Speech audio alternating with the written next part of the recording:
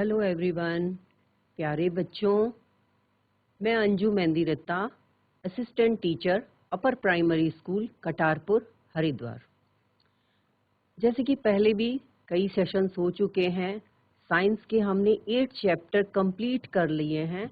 आज हम chapter number 9 the living organism characteristics and habitats ये पढ़ेंगे बच्चों।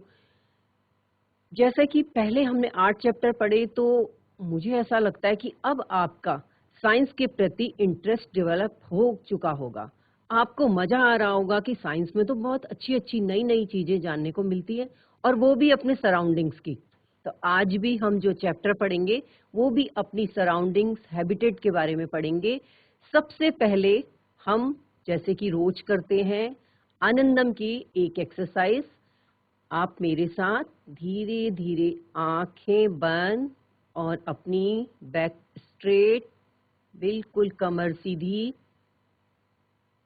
अपनी सांसों पे ध्यान दीजिए।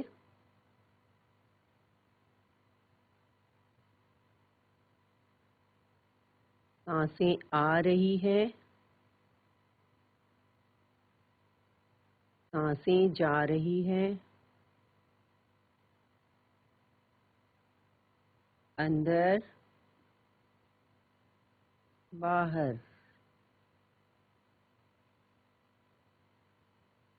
Inhale,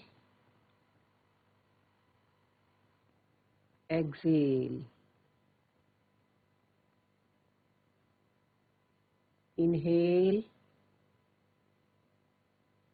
exhale. In, out. In, out. In, out. अब आंखें बंद रखते हुए अपनी दोनों हथेलियों पाम को धीरे धीरे रगड़िए और अपनी आईज में लगाइए, और slowly slowly eyes open. Relax बच्चों। अच्छा लगा ना? इस एक्टिविटी से आपका कंसंट्रेशन बढ़ेगा, आपकी मेमोरी शार्प होगी, पढ़ने में आप ज़्यादा ध्यान लगा सकेंगे। जैसे मैंने पहले बताया कि आपको आज हम चैप्टर 9 पढ़ेंगे। इस चैप्टर 9 को शुरू करने से पहले बच्चों, मैं आपको आज एक छोटी सी एक स्टोरी, एक वाक्या आपको सुनाना चाहूंगी कि एक बच्चा था चुनमुन और उसकी सिस्टर पिंकी। ये दोनों अपने पेरेंट्स के साथ घूमने गए। जैसे आप भी पिकनिक में स्कूल के टूर में जाते हैं ना, ऐसे ही वो भी बच्चे अपने पेरेंट्स के साथ एक ट्रिप में गए। सबसे पहले वो गए गंगोत्री, गौमुख, हरसिल।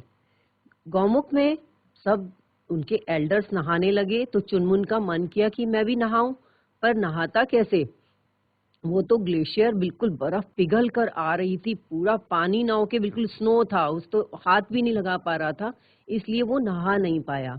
वहां से फिर वो माउंटेन्स में काफी आगे हिमालयाज में क्लाइंब भी किया। वहां पर उन्होंने बड़े बड़े पौधे, बड़े बड़े ट्रीज देखे, देवदार, ओक, पाइन्स। और उन्होंने क्या देखा, रास्ते में याक भी देखे और माउंटेन गोट भी देखे। इस तरीके से डिफरेंट डिफरेंट चीजें उसको देखने में मिली। जब वो वापस आ रहे थे तो हर्सिल में उन्हें बड़ा अच्छा लगा, साथ में गंगा जी बह रही थी, और वहां पर क्या थे, एप्पल के बहुत सुंदर सुंदर बागीचे थे, और उन्होंने एप्पल भी खाए। अब बच्चों, उसके बाद उनके पेरेंट्स और उसकी एल्डर सिस्टर चुनमुन और पिंकी सभी राजस्थान गए। राजस्थान में उसने देखा कि यहाँ तो जैसे गंगोत्री में, उत्तराखंड में जो वेजिटेशन है, ग्रीनरी है, ऐसा तो यहाँ दिख नहीं रहा। यहाँ तो बहुत बड़े बड़े मिट्टी के पहाड़ जैसे दिख रहे हैं, और यहाँ इतनी वेजिटेशन भी नहीं है, और जो कुछ दिख रहा है वो छोटे छोटे कैक्टस दिख रहे हैं। और देखा तो बहुत दूर दूर तक कैमल पहाड़ वो बोझा उठा कर जा रहे हैं। तो वहां से उसने देखा कि यहाँ तो बिल्कुल डिफरेंट है, क्लाइमेट भी क्या था, वहाँ गर्म था, ड्राई था। फिर वहां से आगे बढ़कर वो उसके बाद जब वो वहाँ से जाने लगे तो उन्होंने कैक्टस कलेक्ट कर लिए। अब कैक्टस कलेक्ट करने के बाद वो गए गोवा, जिसे हम बोलते हैं, वहाँ पे सी शोर्स होते हैं, अपने सी के पास वो नहाया। वहाँ पे समुद्र में जब वो नहाया तो देखा उसने यहाँ का पानी तो इतना ठंडा नहीं है, और फिर जैसे ही नहाने लगा तो उसके मुंह में क्या हुआ, नमक आया। तो उसने कहा ये तो सॉल्टी वाटर है, सलाइन वाटर है। और जब वहां से निकलने के बाद उसने नजर घुमाई तो नारियल के पेड़ नजर आए। तो फिर आते वक्त उन्होंने कुछ सीप इकट्ठे किए और उसकी मम्मा ने कुछ वहां के सीप से बने हुए लैंप, और उसकी सिस्टर पिंकी ने क्या लिए, वहां की मोती की मालाएं इकट्ठी करके लेकर गए। और जब उसने देखा वहां सी में, तो वहां पर क्या, क्रेब्स और डिफरेंट डिफरेंट टाइप की फिशेस वहां फिशरमैन पकड़ रहे थे। तो ये सारी चीजें देखकर उसे बड़ा आश्चर्य हो रहा था कि सारी जगह अलग अलग चीजें हैं। फिर जब वो घर आया तो उसका घर में उसका फ्रेंड चिंटू वो वेट कर रहा था कि ये चुनमुन वहां की क्या क्या बातें हमें सुनाएगा। जैसे आप करते हो ना बच्चे, जब आप स्कूल से कहीं टूर में जाते हो तो क्या करते हो, चिप्स भी लेकर जाते हो, टॉफीज भी लेकर जाते हो, और आते हो तो अपने घर में भी सबको सुनाते हो आज ये हुआ। तो ऐसे ही चुनमुन चिंटू को सुनाने लगा कि आज तो क्या हुआ, वहां पर हमने ये देखा वो देखा। तो चिंटू और चुनमुन ने ये सोचा कि क्या ऐसा हो सकता है कि कोई कोई ऐसा ऑर्गेनिज्म तो होगा जो सब जगह पाया जाता होगा। तो चु- उसने बोला, चुनमुन ने बोला कि हाँ मुझे ऐसा लगता है कि मैंने चींटी सब जगह देखी, चींटी मैंने देखी है, तो इसका मतलब चींटी सब जगह पाई जाती होगी। फिर उनके दिमाग में, चिंटू के दिमाग में एक क्वेश्चन आया कि क्या ऐसी कोई जगह है जहां पर कोई ऑर्गेनिज्म होता ही ना हो। फिर उन्होंने अपनी कबर्ड, अलमारी में जहां आप कपड़े रखते हो ना, उन्होंने उसको खोला और उसमें देखा।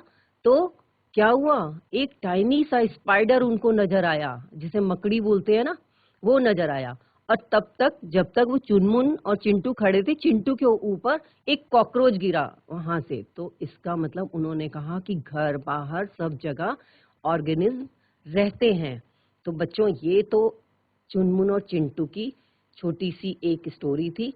अब हम, जैसे मैंने आपको बताया कि आपका साइंस के प्रति बहुत इंटरेस्ट डेवलप हो गया है, तो आज हम अपनी हैबिटेट के बारे में सोचेंगे कि हमारी हैबिटेट में क्या क्या आता है। हैबिटेट का मतलब वेयर वी लिव, जहां हम रहते हैं। अब मैं आपसे पूछूंगी कि आप कहाँ रहते हैं, तो आप क्या बोलोगे, मैम हम घर रहते हैं। ठीक है, आपका आंसर बिल्कुल ठीक है कि आप घर में रहते हैं। पर अगर बच्चों आपको, हम इस घर, यानी इसको हम लैंड या टेरेस्ट्रियल भी बोलते हैं, अगर हम इस घर से उठाकर आपको किसी वाटर या पॉन्ड में डाल दें, तो क्या बच्चों आप सरवाइव कर लोगे? नहीं ना। आपकी थोड़ी देर में सांसें उखड़ने लगेंगी, आपको ब्रीदिंग की प्रॉब्लम होने लगेगी, और आप हेल्प हेल्प करके अपने को बचाने की कोशिश करोगे। इसका मतलब हम पानी में नहीं जी सकते। जहां हम रहते हैं वहां की एयर, वहां का टेम्परेचर, वहां का शेल्टर, फूड, ये सब हमारे को एक हैबिटेट देती हैं। जो रहने का स्थान है वो हैबिटेट है। इसको हम डिटेल में पढ़ेंगे। आइए देखिए अपने स्मार्ट बोर्ड की तरफ। हाँ बच्चों, अभी आपने सुनी कहानी चुनमुन और पिंकी के टूर के बारे में।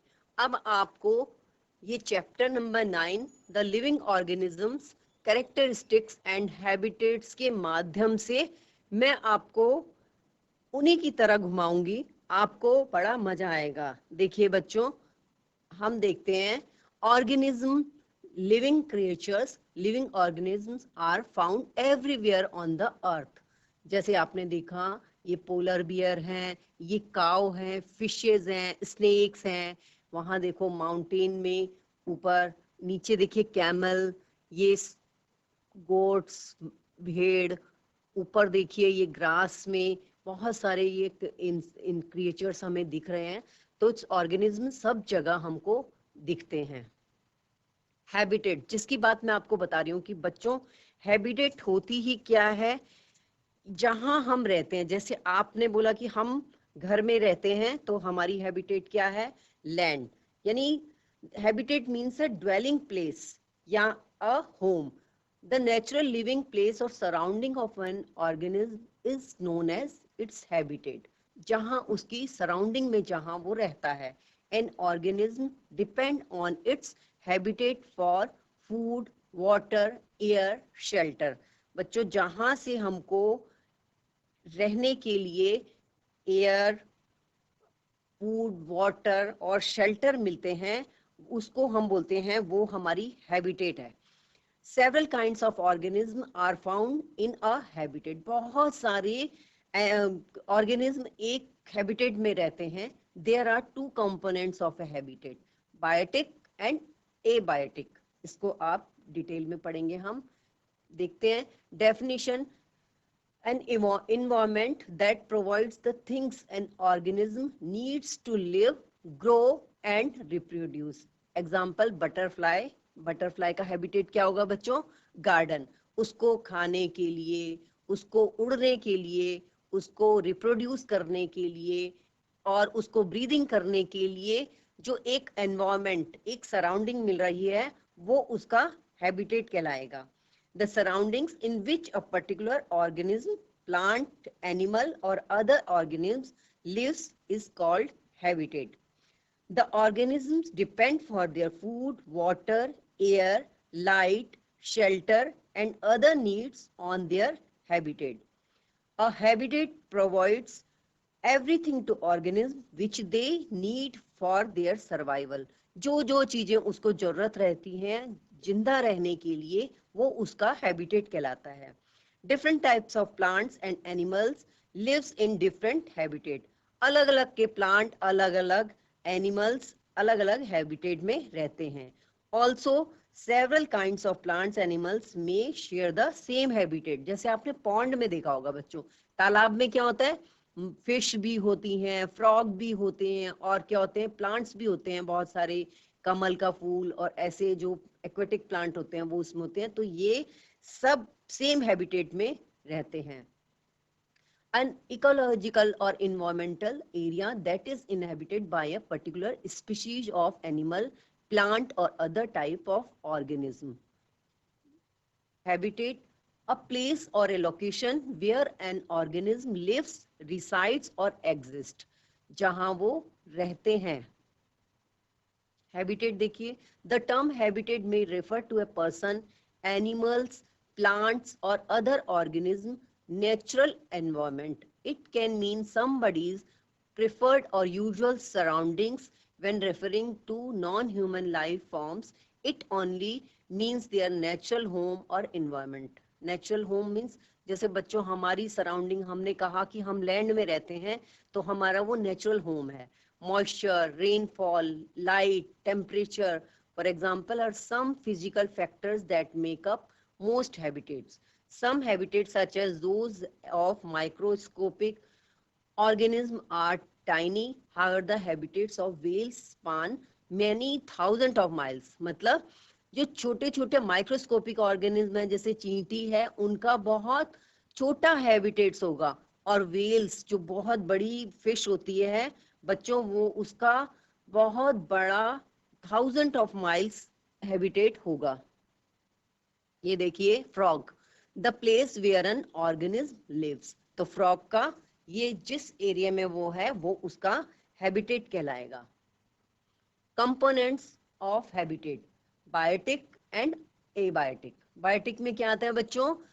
Plants, animals and other micro organism जिसमें हम जो ब्रीथ कर सकते हैं वो बायोटिक में आएंगे. एबायोटिक में जो water, air, sunlight, soil etcetera. Soil plant को जरूरत होती है तो उसके हैबिटेशन के लिए सॉइल भी मस्ट है. हमको क्या जरूरत होती है? वाटर, सांस लेने के लिए एयर, सनलाइट हमें जरूरत होती है. और हम बायोटिक कंपोनेंट्स में हम लोग आते हैं. अब देखिए, the place where an organism lives, ये फ्रॉग है. अडेप्टेशन. बच्चों अडेप्टेशन एक क्या शब्द इससे आप समझोगे कि क्या होता है कि अडेप्टेशन में जिस जगह पे आप रहते हैं वहां के लिए आप कैसे अडेप्ट करेंगे. जैसे the presence of specific features on certain habits. which enable of a plant or an animal to live in its surrounding is called adaptation। यानी बच्चों हर एक ऑर्गेनिज्म की कोई स्पेसिफिक फीचर्स होती हैं और कुछ हैबिट्स होती हैं। Adaptations are very slow changes that take place over thousands of years in the body of organism। जैसे बच्चों मैं एग्जांपल देती हूँ आपको कैमल का, उसको बहुत सारे साल हुए डेजर्ट में रहते हुए, तब जाके वो वहां का एडेप्टेशन उसका हो गया। जैसे camel can survive in hot and dry climate of desert because changes have taken place in their body over a long period of time which enables them to survive in desert with little water availability। बहुत कम पानी में भी वो survive कर लेता है। All organisms need to adapt to their habitat to be able to survive।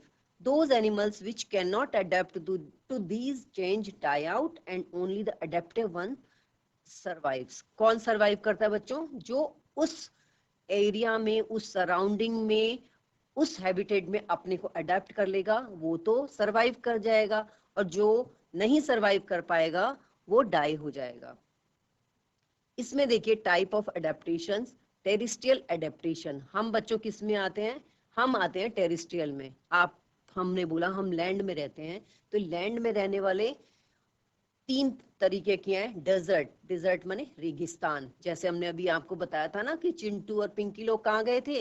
Rajasthan, जहाँ पे डेजर्ट है, जहाँ पर रेत है और विंड ब्लो करती रहती है, गरम गरम हवाएं होती हैं, ड्राई होता है, वो डेजर्ट है। माउंटेन अडेप्टेशन, जो चुनमुन कहाँ गया था पहले? गंगोत्री साइड, हिमालयाज, वहां क्लाइम किया था, तो वो माउंटेन अडेप्टेशन है। तीसरा है ग्रासलैंड अडेप्टेशन, जैसे लायन और डियर जहाँ ग्रास में रहते हैं, और हम लोग किसमें? इसमें ग्रास में भी रहते हैं, और कई लोग राजस्थान में रहते हैं, कई लोग माउंटेन में रहते हैं। और दूसरा टाइप है एक्वेटिक अडेप्टेशन। एक्वेटिक का मतलब होता है पानी में रहने वाले। ठीक है बच्चों, तो ये हमारे दो टाइप के मेन है, टेरेस्ट्रियल और अडेप्टेशन। आज हम सिर्फ टेरेस्ट्रियल के बारे में यानी लैंड में रहने वाले प्लांट और एनिमल्स के बारे में बात करेंगे।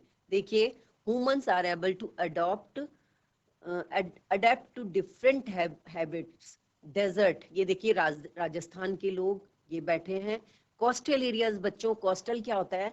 जो समुद्र और लैंड को जो मिलाने वाली बीच की जो रेखा होती है वो कोस्टल लाइन कहलाती है, और उस एरिया को हम कोस्टल एरियाज कहते हैं। जैसे आपने मुंबई में बीचेस देखे होंगे, पूना में देखे होंगे, तमिलनाडु, केरल, जहां पर भी आपको सी दिखते हैं, सी या ओशन महासागर, उसको हम कोस्टल एरियाज बोलते हैं। प्लेन एरियाज, जहां पर बिल्कुल प्लेन है, ना माउंटेन है, ना डेजर्ट है, ना कोस्टल है। और ये फोर्थ वन है हिली एरियाज, जैसे बहुत बड़े बड़े माउंटेन्स हैं, वहां हम जब जाते हैं क्लाइंब करने के लिए, या हिली एरियाज में लोग रहते भी हैं, तो ये चार टाइप के हमारे हैबिटेट्स हैं। टेरेस्ट्रियल हैबिटेट्स, ये देखिए, सबसे पहले adaptation in desert animals. Camels has long legs to keep the body away from hot sand। Camel कैसे डेजर्ट में रह लेता है बच्चों? क्योंकि इसकी लंबी लेग्स होती हैं और it stores food as fat in its hump. जो ऊपर कुबड़ सा दिख रहा है ना बच्चों, इसमें ये खाना स्टोर करते हैं। It can store water and in its body, ये वाटर बहुत ज्यादा एक्सक्रिएट नहीं करता, इसीलिए इसकी बॉडी में पानी रहता है। अब बच्चों कैमल एक बार में 100 लीटर पानी पी लेता है। जितना हम कितना पीते हैं? हम मैक्सिमम 8 to 10 लीटर पी सकते हैं, और ये सारा स्टोर रखता है और ज्यादा स्वेटिंग भी नहीं करता। जैसे पसीना निकलता है ना, इसका ज्यादा ना तो ये ज्यादा यूरिनेट से पानी निकालता है और ना स्वेटिंग होती है। दूसरा है some animals remain in burrows during the day and come out during night. ये देखिए, ये रैट है और ये स्नेक है, ये क्या करते हैं रेगिस्तान में एक बरोज यानी किसी होल में अंदर रहते हैं, और दिन के टाइम गर्म होता है तो बरोज में रहते हैं, और शाम के टाइम, रात के टाइम ये बाहर निकलते हैं। एनिमल्स इन माउंटेन रीजन, ये देखिए बच्चों, अ snow leopard is a white in colour, can hide in the environment. ये छुप जाता है, वाइट है इसलिए इससे छुपने में इसे आसानी होती है। Thick fur to protect from cold, जो ये थिक फर है, क्योंकि बच्चों ना तो ये स्वेटर पहनते हैं ना जैकेट पहनते हैं, ये कोल्ड से इनका थिक फर ही इनको बचाता है। Claws the prevent slipping on the surface of snow. बच्चों क्लॉज इनके पैरों में जो क्लॉज बोलते हैं, ये इनको स्लिप करने से बचाता है स्नो में। Mountain goat, thick white fur होते हैं बच्चों इनमें। स्ट्रॉन्ग हूफ्स, जो खुर होते हैं वो स्ट्रॉन्ग होते हैं, जिससे ये रॉकी स्लोप्स में रन कर सकते हैं। फिर है डेजर्ट प्लांट्स। मैंने आपको बताया ना, जैसे चुनमुन ने क्या किया था बच्चों, कैक्टस कलेक्ट किए थे, तो इनके ये जो आप देख रहे हो ना ब्रॉड पार्ट, ये इसकी लीफ है, ये बीच का जो पार्ट है, ये कैक्टस में जो ये स्पाइनी से है, ये इसकी लीफ मॉडिफाइड हो गई है स्पाइंस में, और जो ब्रॉड सा पार्ट दिख रहा है ये इसका स्टेम है। तो लीव्स आर एब्सेंट, रिड्यूस और modified into spine to reduce water loss by transpiration. इसको इनकी बहुत जो कम होती हैं, लीव्स होती ही नहीं है, तो इस ट्रांसपिरेशन में इनको वाटर लॉस बहुत कम होता है। Adaptation of desert plants, stem is green and does photosynthesis. Adaptation इनका किस लिए होता है यहाँ पर, क्योंकि इनमें स्टेम ग्रीन है एंड डज फोटोसिंथेसिस इसका स्टेम करता है। Stem stores water so it is thick and fleshy. Stem क्या करता है, पानी को स्टोर करता है, इसीलिए ये थिक एंड फ्लैशी होता है। बच्चों ये चैप्टर अभी बहुत इंटरेस्टिंग है, आगे हमने अभी काफी कुछ इसमें जानना है।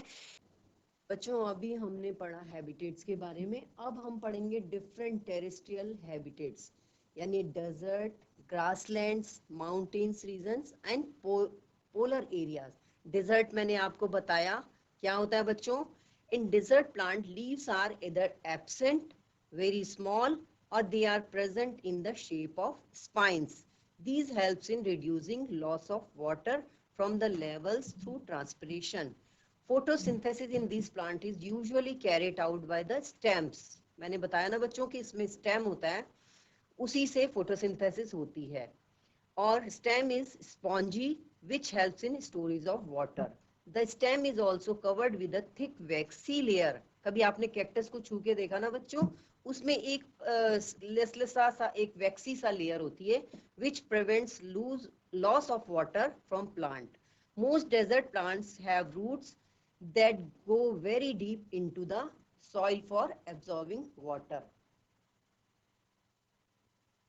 दूसरा है हमारा माउंटेन का।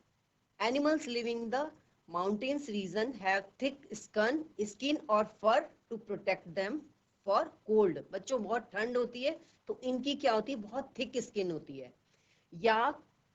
याक्स have long hair to keep them warm. उनके बहुत हेयर बहुत लंबे होते हैं जिससे वो गर्म रहते हैं। Snow leopard has thick fur on its body including feet and toes. Snow leopard बच्चों क्या करता है, उसके feet and toes, snow leopard के थिक फर होते हैं। The protects its feet from the cold and its walk on the snow. आराम से स्नो में चल सकते हैं। The mountain goat has long hair to keep body warm and strong hooves, hooves कहते हैं बच्चों खुरों को, for running up the Rocky slopes of the mountain. जैसे हमने बताया था आपको कि यहाँ पर क्या होता है, रेगिस्तान है, यहाँ पर रहने के लिए उनको जैसे मैंने ऊंट का और आपको किसका उदाहरण दिया था, रैट और स्नेक्स का। तो ये डेजर्ट में वेजिटेशन कम होती है और क्या होता है, कैक्टस होते हैं जो स्पाइनी से होते हैं। और इसके बारे में हम डिटेल में अब नेक्स्ट सेशन में पढ़ेंगे। थैंक यू बच्चों।